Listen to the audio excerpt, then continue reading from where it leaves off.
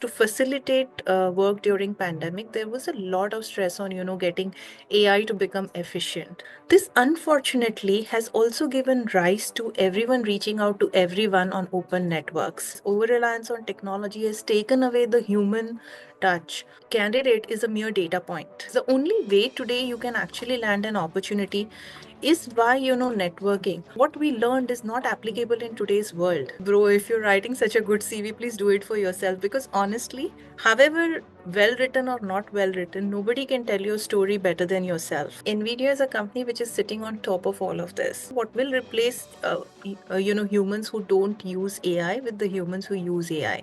I don't need AI to do my art. I need it to do my dishes so I can do the arts. So, ladies and gentlemen, very good morning, good afternoon, or good evening to you, depending on where you're joining us from, for this super relevant episode of Towards a Better World, my community on Thinkly, where I host conversations with some of the most inspiring people from all walks of life, from CEOs to movie stars, best selling authors to child prodigies, top global human resource managers to Indian and Asian Achievers of the Year. I am very excited about today's episode because my co host is not just an inspiring woman leader and a change agent, but someone who deeply believes in giving back to society through her multiple endeavors. A hugely decorated serial entrepreneur, Farida is a relentless champion for neurodiverse talent, a sought after speaker at several platforms, a board member, and a founder who's led several enterprises from inception to profitability. In today's conversation, Farida and I will take turns in unpacking our mutual leadership experience across the Asia Pacific region and discuss some very critical issues on the great work rework, as I call it, after the pandemic. So, without further ado, ladies and gentlemen, boys and girls, let me welcome Farida Charania to Towards a Better World. Welcome, Farida. Thank you for such kind words. And hello, viewers and listeners. Very, very excited to be here. I think really timely. And I am so looking forward to this conversation. Thank you for inviting me, Ayon, and Team Thinkly. We thank you for taking out time out of your busy schedule. And I think, like you said, this is a very relevant topic in today's world. So, while you are live and we are live, let's not waste a single moment. And I want to dive into the first question, Farida. So, since this is about the great work rework, I would ask you, as an expert in this field, what are some shifts that you observed in recruitment practices, Farida, with the adoption of advanced technologies, and how are these impacting the hiring processes at organizations, Farida? Okay, so let's kind of take a step back. Ion, you and I talked about this 2 years ago when we were still towards probably the fag end of the pandemic. Yeah. And things were a little different then because we were still in that state where probably, remote work was getting the recognition and, the understanding that, it can work. Today, we are in a world where we have been through these phases of experimentation. Yeah. We, as a professional community, we know the pros and cons of different things. We've kind of lived these experiences first, out of no choice, and then because it was a habit, and then because it just kind of became just the momentum the way it was. Some of the shifts that I have kind of observed in the last couple of years, especially post pandemic. See, there have been, because to facilitate work during pandemic, there was a lot of stress on getting AI to become efficient.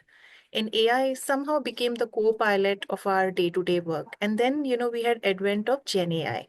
Now, a lot of people probably, are only conversant with Gen AI, but there's a lot of work happening in this space for many, many years.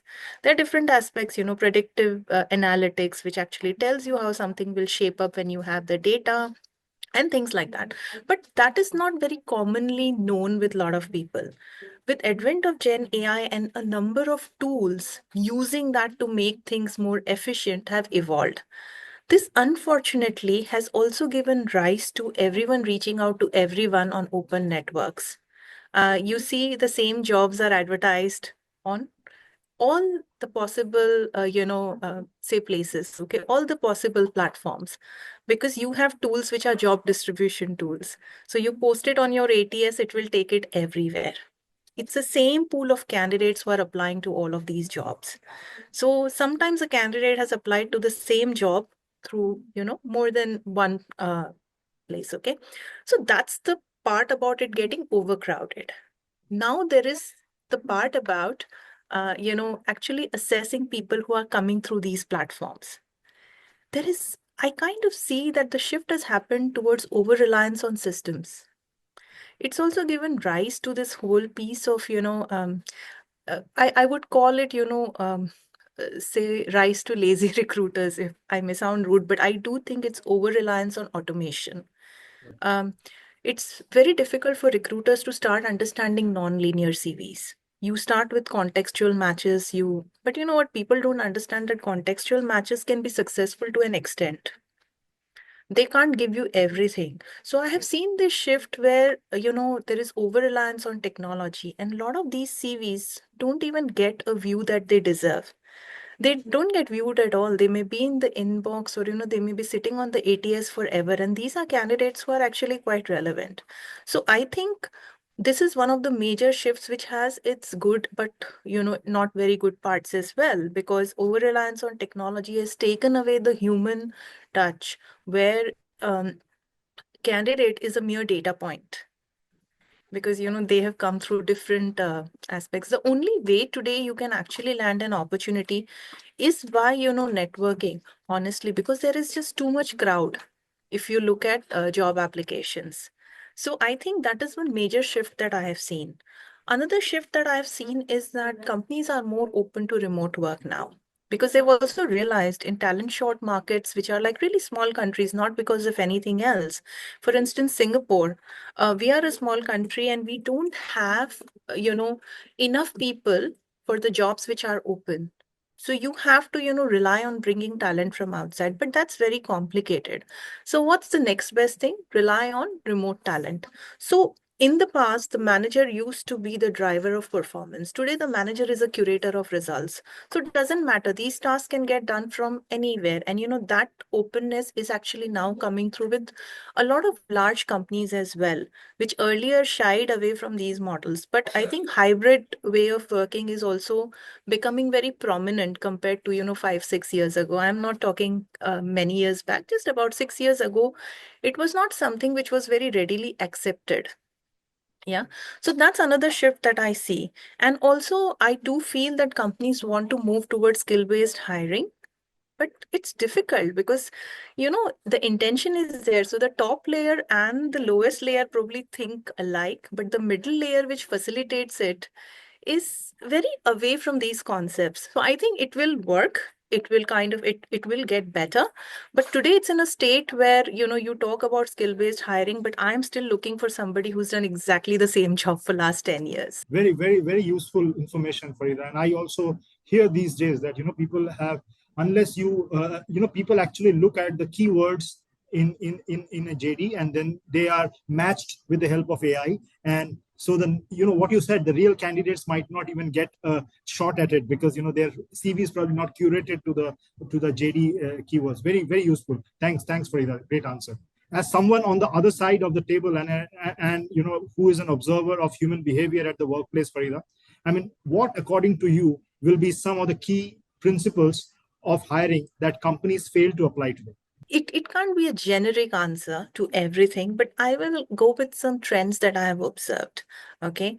And maybe, this might be useful for people listening in, just to kind of understand how it is on the other side of the table and how companies are thinking. See, the intention is to move towards skill-based hiring. Okay. And there are some companies which have taken the leap in that way. So they take the lead, and they have also taken that leap of faith, where they have removed, just the requirement for a degree, for instance, and they've gone to skill based. But again, skill based hiring is very, very difficult to assess unless it's hard skill. How do you assess someone's negotiation skills? Unless you've known them, you've seen them in action, it's very difficult, because these are very broad areas, right? So I think this whole shift will require a framework which still needs to be kind of implemented, as to how do you start assessing soft skills, or skills which cannot be kind of measured. See, if it's coding, you give them a test and you just see how they perform, and you can actually kind of make it very binary. Yeah. Either they kind of pass the test or they don't pass the test. But how do you evaluate somebody's ability to manage conflict, for interest? It's not very easy to do that, right? So there is a need of a framework which starts defining these things as to how do you, what are the things that you take into consideration to understand, and I'm sure we will get there. So skill based hiring is one trend which I think will kind of start becoming, it may not remain a trend, it might become a way of life in the next 8, 10 years, 12 years. The other shift that I see is that companies want to be seen as inclusive. They want to be inclusive, they want to be especially companies where perception is very, very important. Mm. But at the surface level, while it seems very good, it's still something that's not very important. While there are several studies that show inclusive teams are more successful, you can manage attrition, you're more profitable, and things like that, but we are very far from achieving that kind of parity.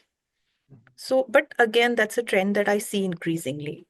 The third trend that I see is that companies have started taking it seriously to start getting their staff or their workforce trained to acquire new skills, because the world for which we were trained, Ion, you and I probably, we early 40s, late 40s, we are, what we learned is not applicable in today's world.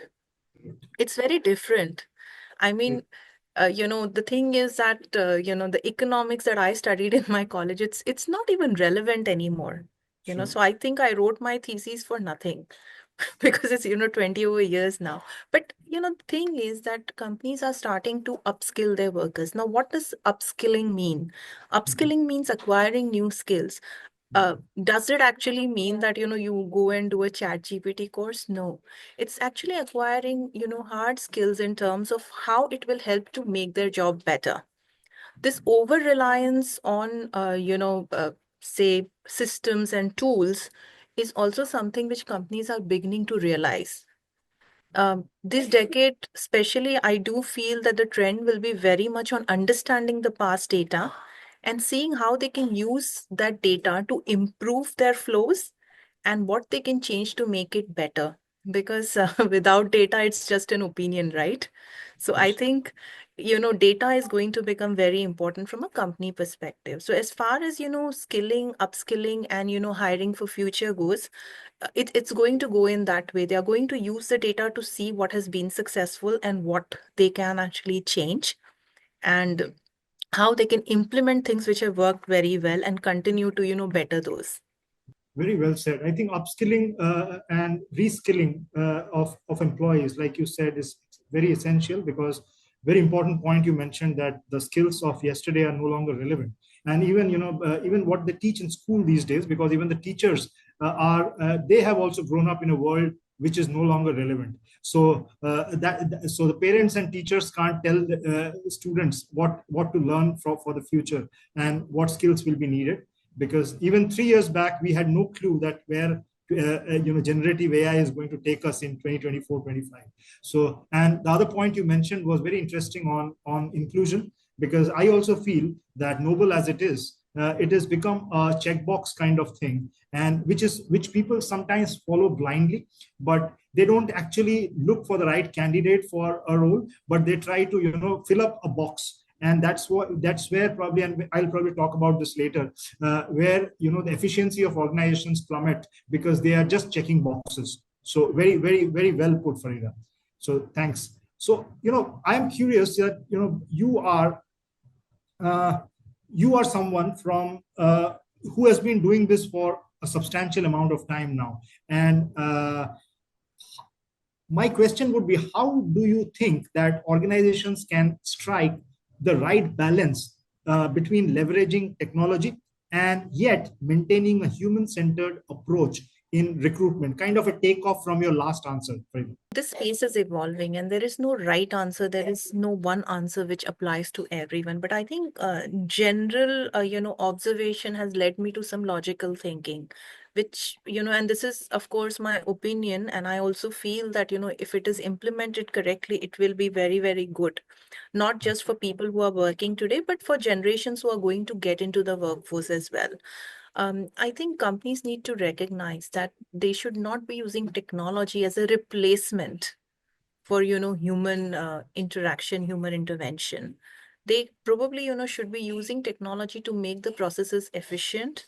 They can use it for everything that a computer does very well, but don't completely rely just on technology. For instance, because of that, there's a huge rise of, say, people. So let's, take an example. When a candidate is ready to look for a job, okay, or a candidate is looking for a job, and they activate open to work ticker on LinkedIn, what's the next thing that happens? They are hit with influx of services which might not be very useful to them. Okay. CV writers. I can write your CV to adapt it to ATS. Okay. Career coaches. I can help you, find a better job. So my question is, bro, if you're writing such a good CV, please do it for yourself, because honestly, however well written or not well written, nobody can tell your story better than yourself. Absolutely. Okay. That's one thing. Second thing is career coaches. I mean, yes, early on in your career, probably you need the guidance, which is, just which is very personalized. But after you spend 20 years doing what you're doing, if you have to make a career change, you are in a good position to do your research yourself and understand what you can do. You don't need somebody else to tell you. Okay. Sure. So I think, and why is this happening? Because there are tools which, alert that somebody has put a ticker to open to hiring. If you Mhm. engage, then I will engage with you. Otherwise, my system will just kind of keep following up till you close it either ways. So I think that's one thing. Now, how do companies start striking a balance? One is, I can't say this enough, and I have said this to everyone who would listen, that don't completely, because it's also given rise to people writing CVs in a way that keywords are reflected in their CV, and what really happens is it pads up their CVs. You probably interview people for your team, and sometimes when you talk to them you realize that CV is very different from what you are actually finding out. When you actually start just going a little further into their experience, you start realizing that this person has basically, gone to ChatGPT, found all the keywords, asked ChatGPT to, write the CV in a manner that all of these keywords are reflected. And, there are courses for prompt engineering. So people go and, understand what's the best way to use this. But the thing is, that's not their real experience. Okay. Correct. And this will lead to very wrong matching. Correct. Now, there is no right or wrong way, and certain things you only understand after having that experience, after having that person in that role. But don't have over reliance on technology. Use technology to do the things which a computer can do very well, and use that time to engage with real people, because end of the day your business is not being done with a computer or a phone. You are doing business with real people. And be also aware of these things which are freebies, because especially for candidates, because something is free, then you are the product. It's True. like yeah, so it's like Facebook, you go to Facebook and there are these apps which come up and ask you, do you want to see how you look in 50 years time? What are they doing? They're essentially collecting your facial data, just to kind of create algorithms based on this data which they've created globally. So be careful. Everything that shines is not gold. And same goes for companies as well. Don't get very carried away. Use systems to increase your efficiency, Mhm. operational efficiency to some extent, your predictive analytics as well, so you can plan better. But don't take away human from human resources.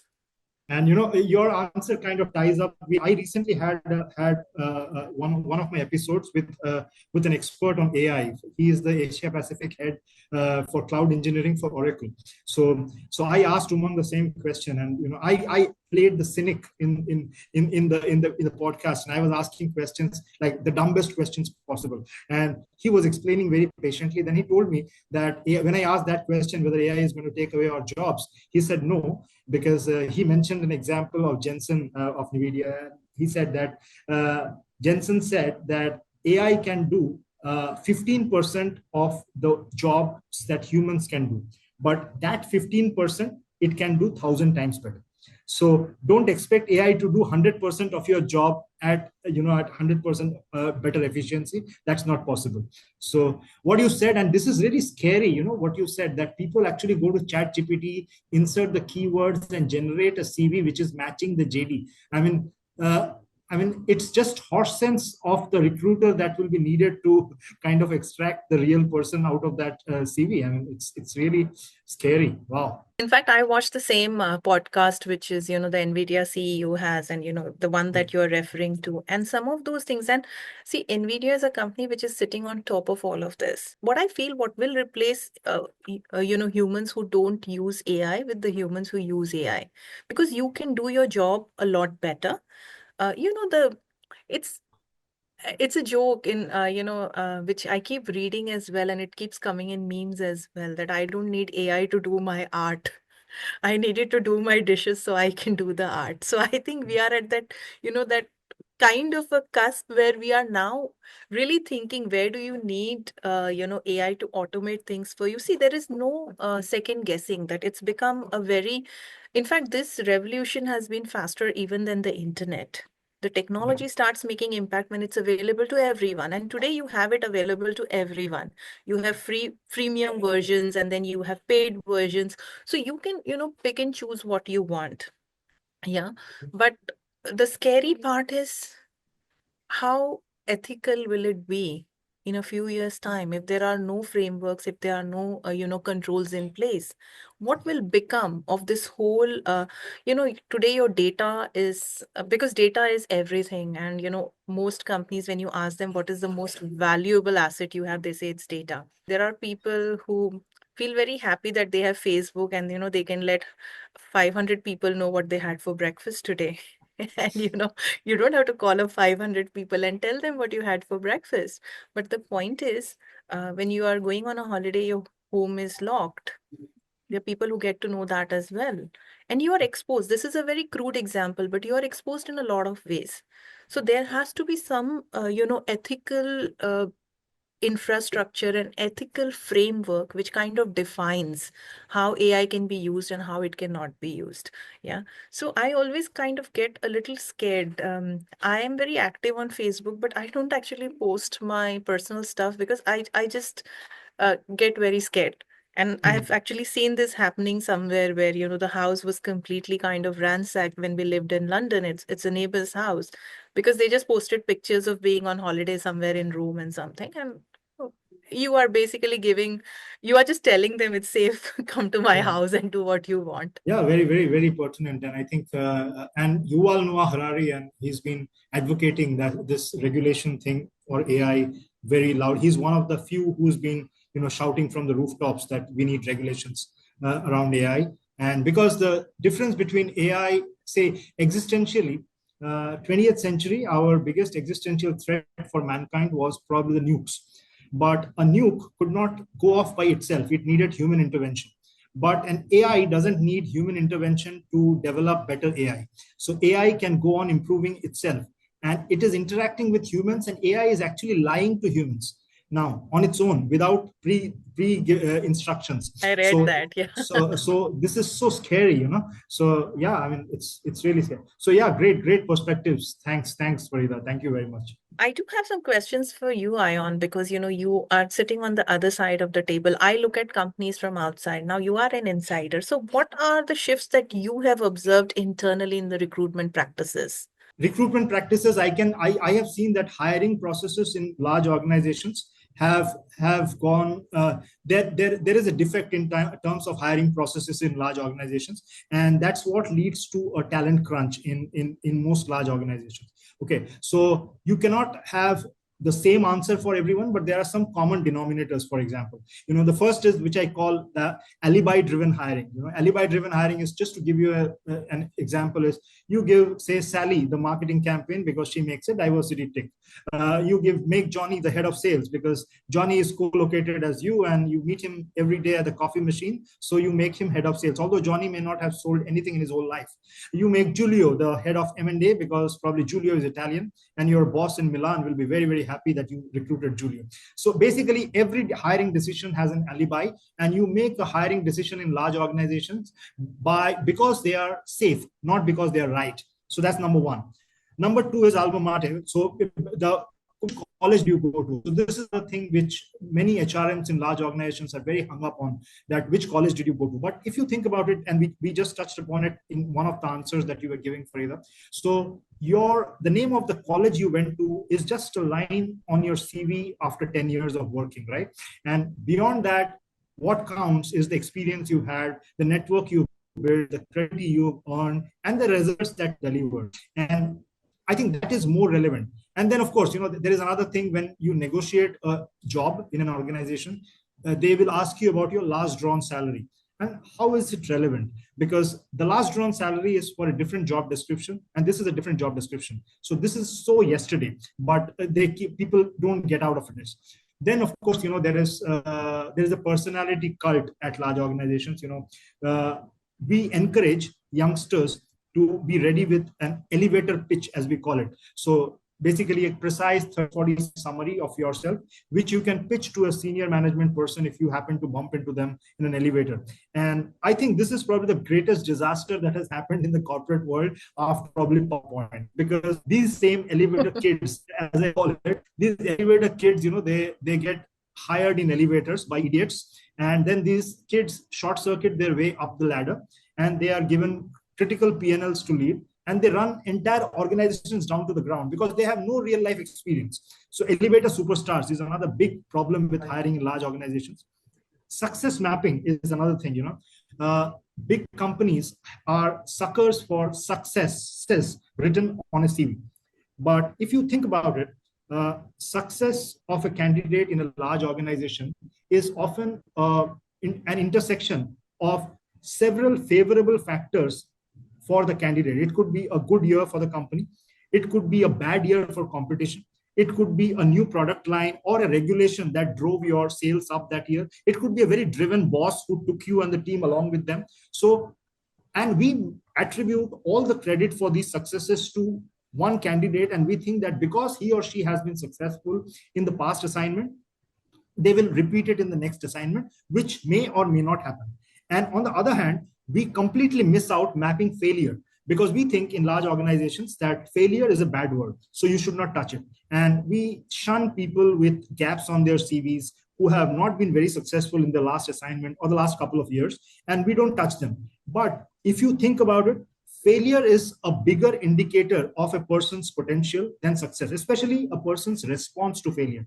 How did this person deal with failure? Did they reinvent themselves? Did they reskill or upskill, to your last point? Did they upskill themselves during this patch? What did they do differently? Are they presenting themselves differently? So ability to study failure is very essential, which many large companies miss out. Then, of course, there are references. So somebody higher up in the value chain refers a candidate.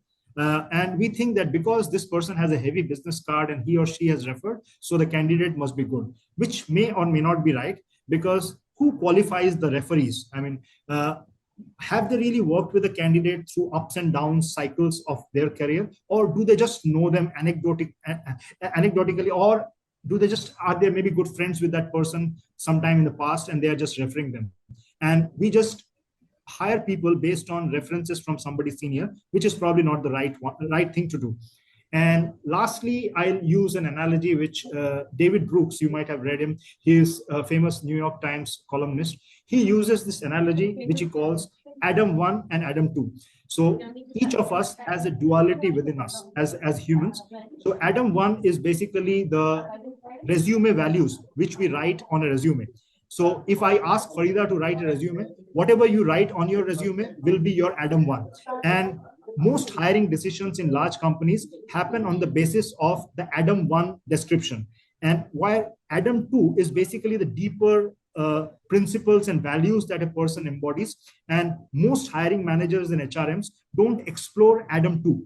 And when storms hit, and they often hit these days, Adam 1 crumbles. And it's Adam 2 which keeps standing. And we fail to see the depth and the Adam 2 in candidates, which is a blind spot in most large organizations, Farida. So I think these are some common denominators I have noticed. which large companies fail. Just to add to your point, I would just say something in jest. And I always say this, that an interview is a discussion between two liars. Because, there are two Adam ones talking to each other. The Right, Adam exactly. twos don't get noticed. So just to kind of, follow up on this, and I'm sure we'll have a lot of anecdotes to, kind of even qualify what we are saying, because we see this in our everyday way of, work. We see it, everywhere around us. But if I were to ask you now, I sit on the other side of the table. I talk to professionals looking for work all the time. Yeah. And they do have their challenges. But what have you observed as large challenges, huge challenges for professionals who are looking for work these days? I can tell you how professionals are groomed, because we just to continue the discussion on large companies. So when you are groomed in a large organization, like I have been a lifer in a large organization, right? So I have seen, so there are certain things which happen wrongly in big companies, and that becomes the culture. And so professionals who are groomed in this I don't know if you've read Nassim Taleb's Skin in the Game. There he explains this company persons and companies persons, where people in large companies develop a certain traits and characteristics because of the company, and they become. I often joke that if you have been rated consistently well in a large organization, you've probably become unemployable outside. So, That's so so true. so just to so I can give you an answer. It is kind of a negative answer to it. I can tell you what is wrong with big companies, and that's where people learn and they become unemployable outside. So the if you look at it, every big company used to be a small company once, and every small company often turns into an unsuccessful big company. Because by small, I don't mean just a smaller version, but a different animal altogether. There are, in a small company, there are fewer heads, clearer goals, quicker decisions, and a lot of warmth. I mean, as it grows bigger, it adds scale and muscle, predictability, automation, lawyers and protocols, contingencies, efficiencies. And that's where they start going downhill. And the learning curve also starts going downhill for the candidates. What are some of the common things that are wrong in big organizations, if I may? There is, first thing you will notice is there is too much of camaraderie. I mean, in not a good sense, because there is a mutual back scratching agreement between silos. So you don't touch my silo, I won't touch your silo. You don't ask me an uncomfortable question, I won't ask you an uncomfortable question. So basically what happens is, this denial keeps piling up and the skeletons keep getting accumulated in the closets. Then there are a lot of buzzwords and fads which big company employees grow up in. And if you walk inside a large organization, you will probably not understand 80% of what people are saying because of all the acronyms that they use. And they become suckers for what the leader's fancies are. So suppose a leader has come, just to give you an example, a leader has come in from manufacturing and he is a fan of Kaizen, for example. You will notice everybody down the line is trying to apply Kaizen in everything that they do, even how they clean the bathrooms. I'm exaggerating, but that's a problem. And big company people often get acclimatized into that. So a VP marketing comes in, and she's probably coming from a cola company, and she's done something which worked very well there. Now she'll try to apply that to an organization which is manufacturing, say, gas engines. Doesn't work, right? But they still do them.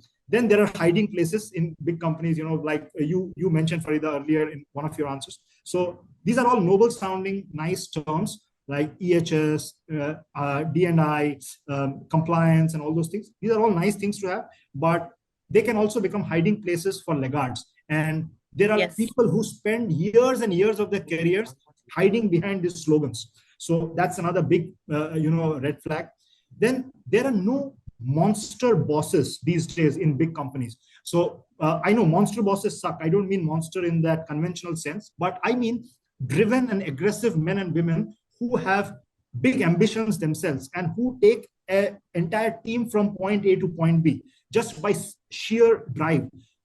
These days, because companies are so, you said, perception, they're very driven by perception, big companies. So they don't want to spoil their employer ratings in the marketplace. And so they discourage these kind of personalities in their leadership, pool. And hence you have these leaders who are always trying to be goody two shoes, and they are never driving their teams to exhaustion, which is sometimes needed because that's where companies grow. there is too much of bureaucracy. We mentioned silos and layers and management. You mentioned about management layers. So I think the biggest culprit in management are the two central layers: the uppermost layer of lower management and the lowermost layer of senior management, because that's where all the politics begins and ends, because these layers don't allow good work to be shown up, and they don't allow good intent to flow down. So, like you said, the top layer and the bottom layer is always good. These middle two layers spoil all large organizations. So, a thumb rule which I have seen is that, which where I work, especially, GE always follows this. So, if there are more than 7 layers between the top and the bottom, you are heading for trouble. So, don't have more than 7 layers, no matter how big your business is. Then finally, then there are a lot of internal focus. You would have seen, right, in big companies, all leaders are all about themselves. We've done this, this was what our product looks like, and they seldom talk about competition, which is a very essential thing for candidates and leadership pipeline to know. But they just dismiss competition, and whenever they talk of competition, it will be with condescending words. They'll say, oh, that competition is nothing, we are much better than them. And then, of course, like those Dilbert strips, they will keep on getting into meetings and more meetings. And the problem in big companies is that all these meetings, useless meetings, they have 100% attendance, but no decisions. So everybody will be sitting solemnly for hour after hour in those meetings, and there'll be nothing. It's just a criminal waste of time and productivity. Then personality cult, we discussed that roles in big companies are created to suit certain personalities. It's not the other way around, that that there is a job description and you look for people to fit that job description. It's the other way around. So that's another big problem. Then there is a bottom line shortcuts, of course, exist in most large organizations, because they are all quarter driven. So results of a quarter are very important. So they get into this financial engineering and manipulation, and sooner or later they get caught up into this. So big company employees have this problem with them, that they are very quarter driven, and they have to do the quarter at any cost, and they are always short-term thinkers instead of long-term thinkers. And then there is no sense of tribe. If you look at big companies, typically, if I'm asked to make a movie about a large organization, you will see all the employees, parading inside the office like robots. They will nod at their bosses' silly jokes and laugh at them at the coffee machine. Then they will go home and they'll forget about each other. They don't have friends in the workplace, in the next cubicle. They don't meet for Friday evening drinks outside. They don't know each other's families. So they're so detached from each other. There's no sense of belonging or tribe in big company employees, which is very essential. If you have to build a good team, there has to be a sense of tribe. And finally, HR, because you are into recruitment, Farida. I always use this Warren Bennis saying. Warren Bennis had once famously said that the factory of the future is going to have just 2 employees. There'll be a man who will be there to feed the dog, and there'll be a dog who will be there to stop the man from touching the machines. So it's a dark humor, but that's where we are headed, because there are no Homo sapiens. There are very few Homo sapiens left in HR, as I joke, because most HRMs you see, they have no soul connect with their job. They are just ticking boxes and finishing checklists. They don't even know the employees, their aspirations, their dreams, and they just manage it just like that. And that's where the whole every employee you see, they have no attachment to their work and their organization. So I think, if leaders are listening to this from large companies, if these are some of the things you can look at and correct, you will probably create a vibrant pool of talent who will be employable everywhere. Yeah, I think so timely, actually, because people kind of shy away from speaking about this openly, and I'm glad that you have this candor. So very much appreciated. In fact, HR specifically, when you actually talk about HR, I come from a generation where HR was very involved in business.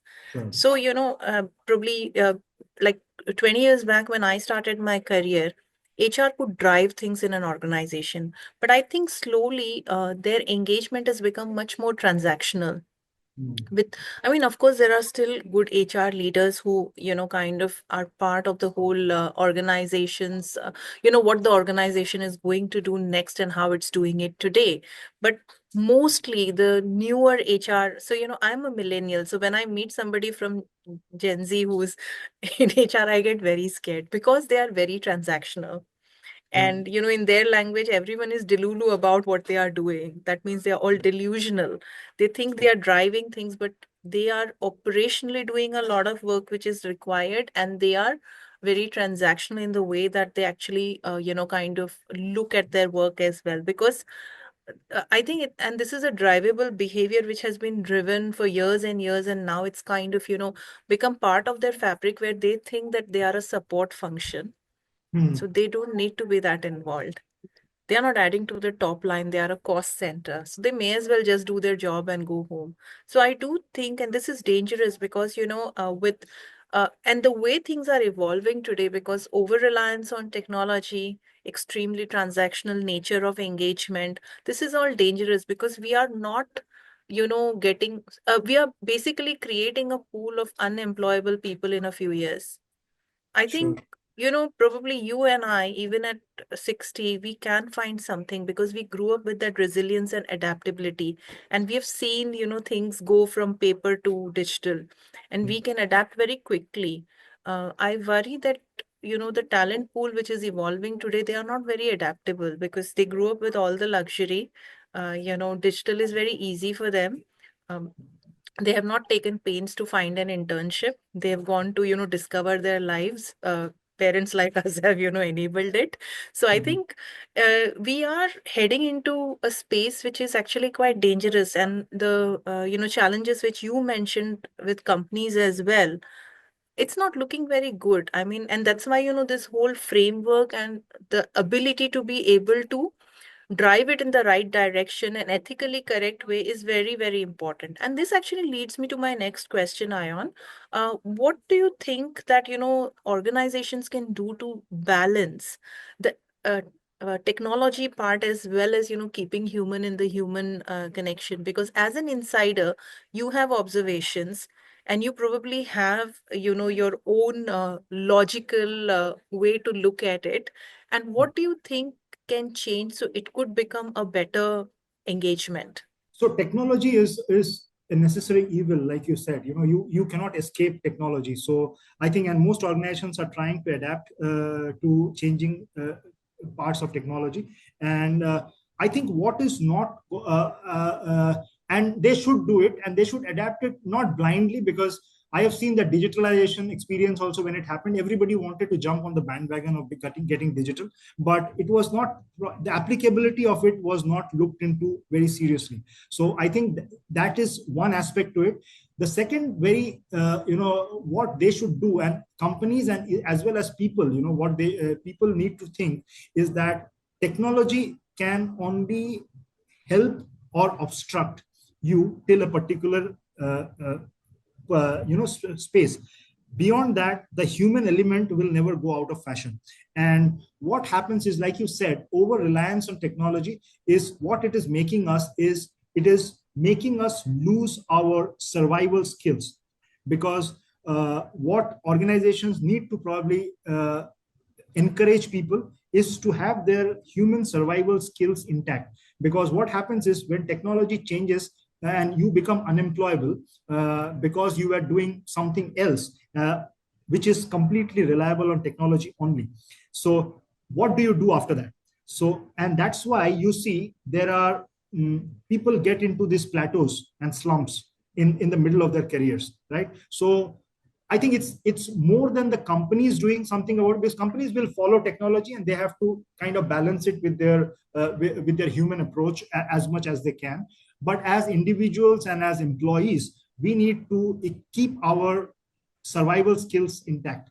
That's very important, because I have seen, Farida, the people these days, I often joke that 40 is the new 60, because once you hit 40, you start getting hit by curveballs and you almost become unemployable, because people don't want to touch you unless you are among the top bracket. And then thereafter, I have seen men and women just surrender and die a silent death in their 40s, and they never quite recover after that. It's they just give in to their destinies and they think that it's over for us. But that's not the real thing. If they were not so much relying just on their work, but they had the core in place, they could probably come out of the slump much better. And so there are many things which people can do, and I often try to coach my whoever asks me on those, that what could be some of the things that you should be mindful of when you hit a mid-career slump, because technology is going to keep evolving and faster. Like you said, internet took off at a certain speed, but AI took off at a much faster speed. So we don't know where we are headed and how fast it is going to accelerate. And for the first time in the history of mankind, I think the pace of technology is outpacing the human coping timing. So we cannot cope with and this has started since 2007. So now we are getting, the gap is just getting wider and wider. So that's where we are, I think, Farida. Yes, I agree. And I think the challenge of, technology growing really, really quickly in every part of our being is because today we are at the age of convergence as well, right? Because 20 years back, when internet came in, you didn't have smartphones. You didn't have everything at your fingertips. Today, your payments are integrated. Today, your phones are, just kind of, you are at a space where you have everything available to you whether you want it or not. So it's been good to quite an extent, because in countries where it's difficult to build infrastructure, digital infrastructure is much easier to build. Sure. I have studied countries in Africa, for instance Nigeria. It's the fastest growing economy in the world, and because for them digital adaptation was very, very easy. Look at Indonesia, look at Philippines, even look at India, because infrastructure is difficult to build. So, they have been able to get onto this whole digitization journey very quickly. And that has opened opportunities for a lot of people who didn't have access to these opportunities earlier. So it's kind of leveled the playing field. But the question is it making us lazy as individuals? And if Mm. it is, it's very dangerous, because that will become the modus operandi going forward. Do we want to create uh, future workforce which is actually lazy and not comprehensible at all? Because Correct. then you don't really create communities, you create individuals who are extremely selfish. I think the way we raise our children also, we can kind of see that the next generation is very, very self-centered, maybe not selfish, but they are very self-centered, because the world starts at them and ends at them. And when we grew up, we were probably the least important people in our parents' life, because you got dinner what was cooked at home, or you got nothing. But I mean, I dare not say this to my daughter, because if I say that something is not available, it's a big issue. And Yes. I'm taking away her rights. And she at 11 can argue this with me. I Yes. Yes. wouldn't dare to do that with my mom. Juveria Khan is saying, hi, I want to know what's your vision for the future of work? Hi, Javeria. Thank you for asking that question, but I can think of a joke, because my vision doesn't mean anything. Yeah, it's like years, no, I think about 5 years ago, I was invited for a closed door meeting with our Home Affairs Minister in Singapore to discuss the budget. And we were all asked about, what's our take on the budget. And I just laughed. I said, the finance minister has read the budget.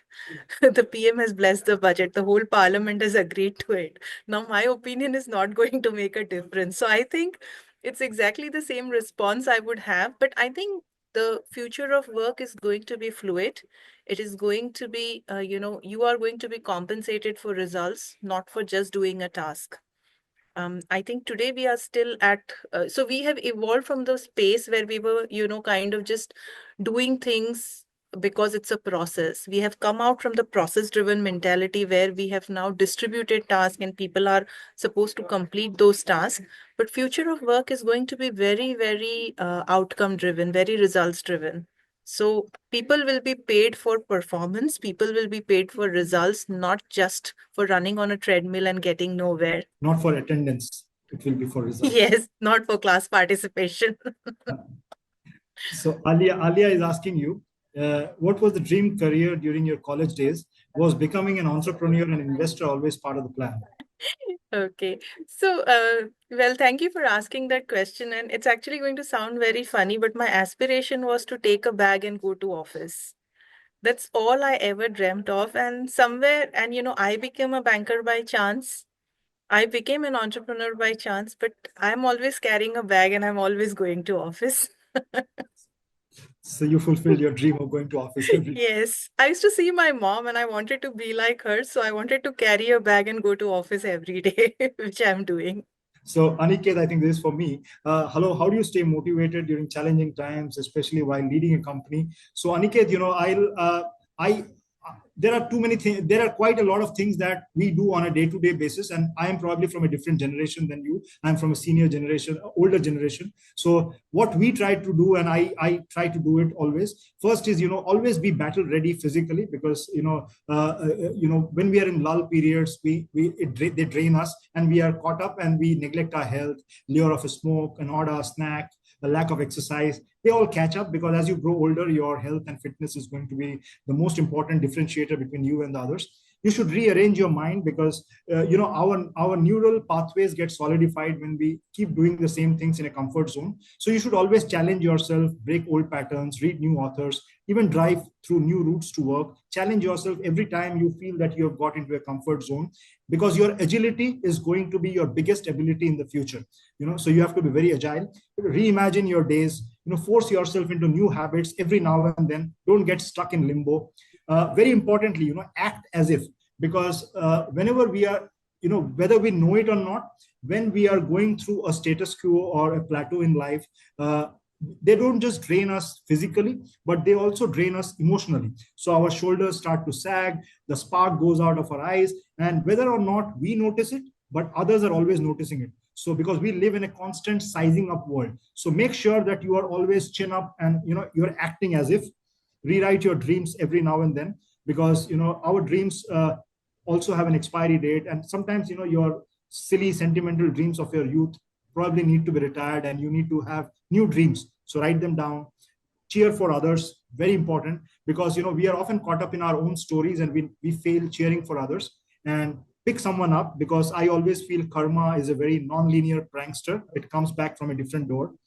start Yes. closing start closing your books. Find time for your silences. Talk to your child, talk to your aging parents, say those sorries, write that gratitude notes. So these are some of the things I try to do, Aniket. And they keep me motivated. Maybe if you try them, they'll also help you to stay motivated. So Lavanya is asking, what's your approach to creating a strong company culture, especially when building a team from the ground up? I think we mentioned some of this in one of my answers, and also Farida's answers. So we told you in a different way. We told you what doesn't work and what is not right. So a company culture basically gets built when you don't. So how to say?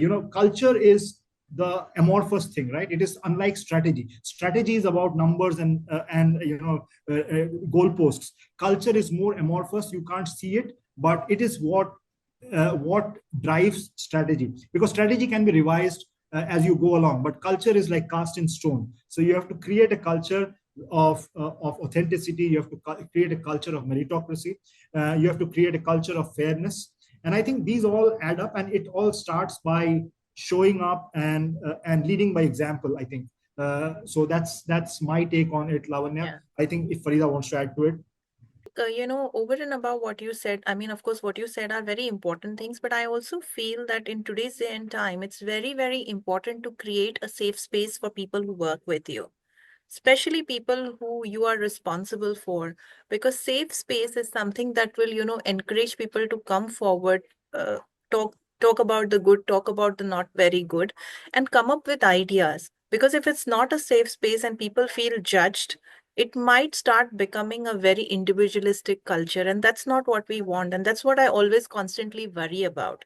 Now the thing is, it's easy to do in a smaller team, but as you become a larger organization, it starts getting more difficult. That's why driving of these cultural pieces and nuances is very, very important. How do you actually bring somebody into the company? How do you make them feel safe? more than Hmm. anything else. For me, I have been at the forefront of, I started working in the gender diversity and the parity space about, say, 12, 13 years ago, because being the only brown woman in a room full of white men when I was, raising my first round, I kind of realized this very early on, that it is still a problem how much ever progressive we seem. So that also leads to the fact that it's not only applicable to gender parity, but it's applicable to everybody, because there are some, everyone's starting point is different. So we need to build a culture of being able to uh, provide the equity rather than just equality, because if you give a bicycle to somebody who can't ride a bicycle, it's not useful, right? Very important to look at these things very early on, and get people to drive it who understand how to drive it. Don't try to do it yourself. Don't refer to Google and be a graduate of WhatsApp University. Great. So Zishan is asking, I think, for me, as someone who's navigated multiple industries, what do you think is the biggest misconception about switching careers or sectors? So Zishan, I can answer this because I worked in six industries, seven actually, six and a half industries. So what happens is, misconceptions. What happens is people think that domain skills are not transferable, so you cannot shift industries. And so what people end up doing is they say we've got 25 years of work experience, which is basically 1 year of experience repeated 25 times. So you can actually not you don't need very strong domain skills to be a generalist. And I think that is also, a generalist is often looked down upon, but it's not a bad thing to have, because general management skills will always come handy. So I have worked in diverse industries, as diverse as life insurance. I have sold from life insurance to gas turbines to nuclear plants to wind turbines to light bulbs to whatnot. I mean, so I've been in all kinds of industries like FMCG and everything. But I think there are certain common traits that you as a candidate should be carrying. Those should not go out of fashion. I mean, those should not those should always be there with you when you show up. So one is reliability. You should be somebody who can be relied for results, not just for attendance. Next is, you should be known as a fair person who doesn't make distinction between people on the basis of race, gender, whatever it is. I mean, you should be just a fair person as a leader. That is very important. You should develop uh, communication skills. And communication skills doesn't mean that you have to talk like Obama. It doesn't mean that. Communication skills means that you have, whatever you're saying, you have to learn to tell your story. And the other person on the other side of the table, whether it's a client or a co-worker or a boss or a subordinate, they need to understand your story at the same plane as which you are telling the story. You have to be a good storyteller. That's very important in if you have to succeed across industries.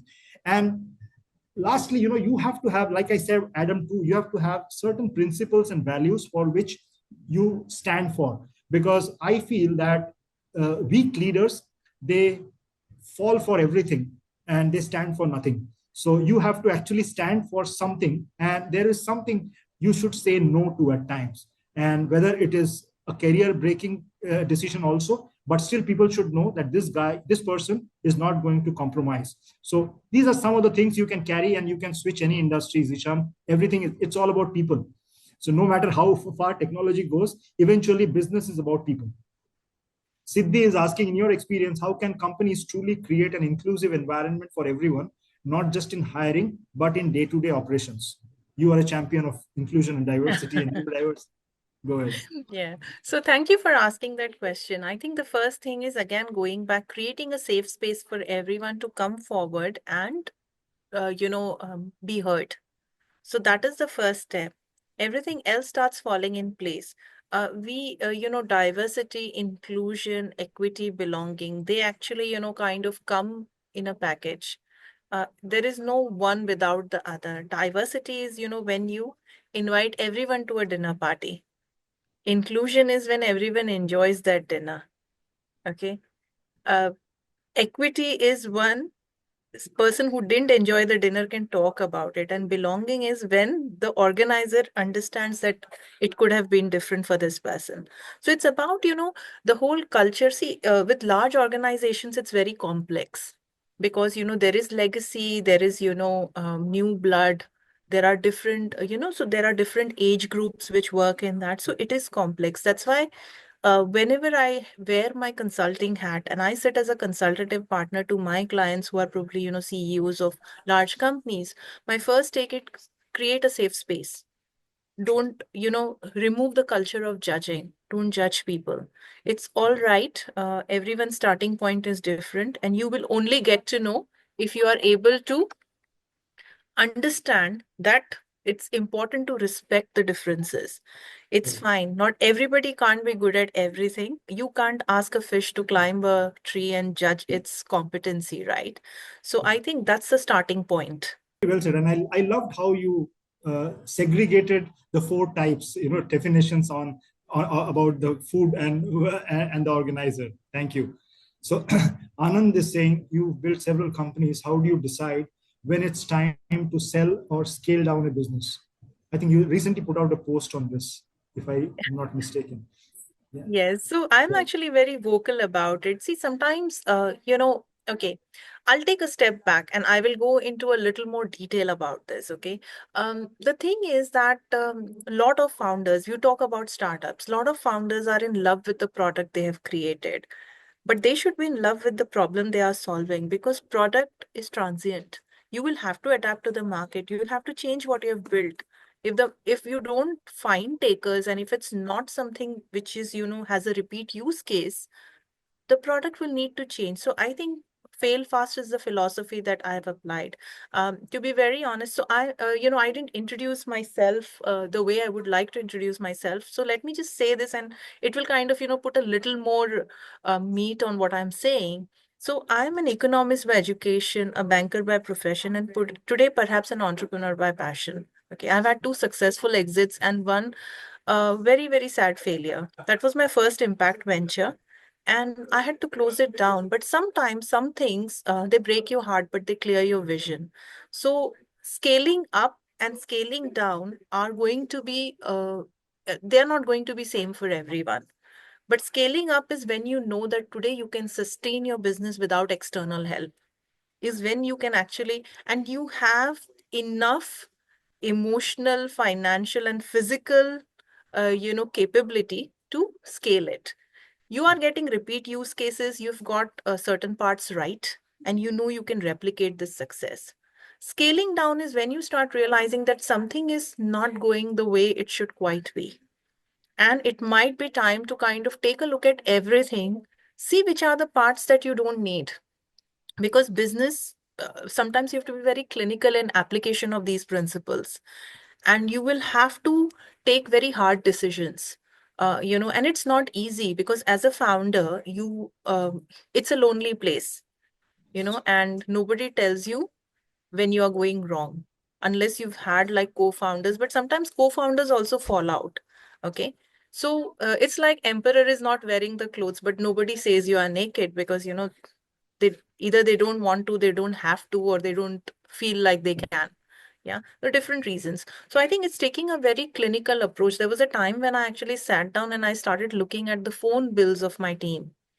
This is way before you had all this data and everything. Because now, of course, your phone calls are easier because you have data and, you typically use something like a WhatsApp to call people. But I started looking at the phone bills at that time because I realized that I had to cut down cost. And where do I cut down cost? I can't, I can't let the employees go because a lot of them, they had reliance. I will have to actually give them some notice, and that cost I can't do away with. So what can I cut? So I started looking at everything. Uh, and I could cut some cost, not everything, but that's a time that you take a very, really, really very, very filtered approach and start seeing what is necessary, what is not necessary. So to answer the question, you can't have, the same principle apply, but I think the common sense is run your business in a way that if you're profitable, you can scale. If you're not profitable, don't rely on investor money to scale because honestly, an investor is not interested in sustaining your business. They are interested in, multiplying their investment. So they are going to invest in your growth. So Very that's the time to scale. Yeah. No, Preeti has also asked a question. So, okay, now these are all questions pertaining to your ventures, Farida. So Shri Shetty is asking you, Farida, what are the most promising AI tools or platforms transforming executive search, and how do they enhance efficiency and accuracy? And there is another question from Arnav Shinde, which is on the role of venture capital in disruptive technology. I think you kind of answered that in your last answer, so we'll probably not repeat that. So Shri's question on technology, maybe if you want to take that, and okay, you can probably combine Deepa's question. Deepa is asking, how can organizations implement blockchain or decentralized systems to streamline cross-border talent management and compliance? So two technology questions. So I think, look, there are a lot of tools, okay? And organizations also don't look at a single tool. While it's aspirational to have a single tool do everything, but you will have a tool and everything else probably might be able to integrate with it, or you have a set of tools which you are actually using. Yeah. So there are a lot of tools in the market. See, a lot of it, honestly, has reliance on LinkedIn, whether we like it or not. Okay. From time to time, a lot of entrepreneurs come and say they want to disrupt this whole thing, but I don't see it happening very soon. So there are a lot of tools which rely on LinkedIn to basically extract the data, give you the data, automate your outreach, etc. There isn't one tool that I would mention because I mentor a few companies in this space. The others would kind of take it to heart if I do that. But I think if you just go and do a search on tools which create efficiency in the recruitment process, I'm sure a lot of them will come in. Yeah. And in my capacity, even, as an investor, I'm not supposed to basically name one tool or the other. So I wouldn't. Yeah. But I think, also look at tools which probably, bring efficiency into your scheduling process. So you have things like Calendly and, these are even the Google Calendar. These are commonly available tool, but there are tools which actually, can really help you to not just automate but make it a very personalized experience for people as well. So look at those kind of tools as well.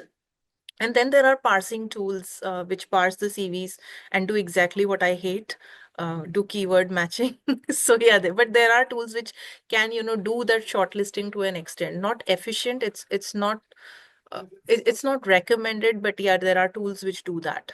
We are up on time. Last question I'll take from Preeti is that how do you integrate advanced analytics and KPIs to measure leadership impact on organizational transformation? So I think both of us have spoken on organizational transformation in some form or the other. So leadership KPIs, Preeti, it's a very important and a very pertinent good question, because we often think of KPIs of employees. We don't think of measuring leadership KPIs.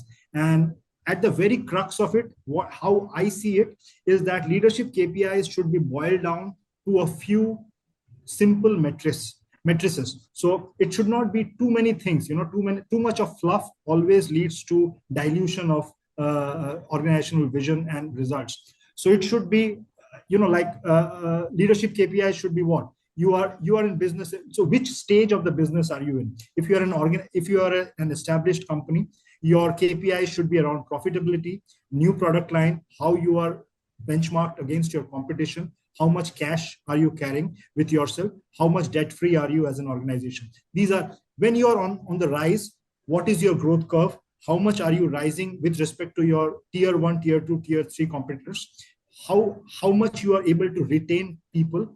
Are people really happy beyond those cosmetic surveys? Because there are a lot of cosmetic surveys that happen in organizations and people never tell the truth in them. So you have to see whether people are really happy staying with you even through bad patches. So I work for an organization which went through which is one of the most respected companies in the world for more than 100 years, and it went through a bad patch in the last decade. But many of the strong leaders, they hung around. They didn't leave the company and go away. That speaks how you build, and that's a leadership KPI. That's a leader creates more leaders. So I think that's another KPI. So these are some of the basic, and keep it basic. Don't make it too complicated and too long. Leadership KPI should not be more than 4 or 5. That's my take on it. If you want to add to it, Farida. I have a slightly different bent to it because I'm a firm believer of the fact that what cannot be measured cannot be improved. My training is HSBC because I spent 7 years with HSBC. And we had something called MPIs, measurable performance indicators, because everything should be measurable. So even leadership should be measurable. I mean, how much is the attrition compared to what it was earlier after you took over the leadership? So there are hard things like your targets and stuff, and then there are short things. Do people want to work for you? Hmm. What do people, do they want to come back and work for you again if people have moved on from your team? So that True. really kind of, and how many people have you enabled? How many of them actually started becoming better leaders after you were the leader for that particular team of people? So these are, four or five, and I agree with you, it cannot be very complex. It has to be very simple. It has to be four or five things, and leaders have to be measured on that, because again, it's not just about measuring that leader's capability, it's also about measuring what works, so that the future leaders can be, trained. Like Jack Ma, the founder of Alibaba, always says, if they ask him how he wants to be remembered, he wants to be remembered as somebody who empowered people.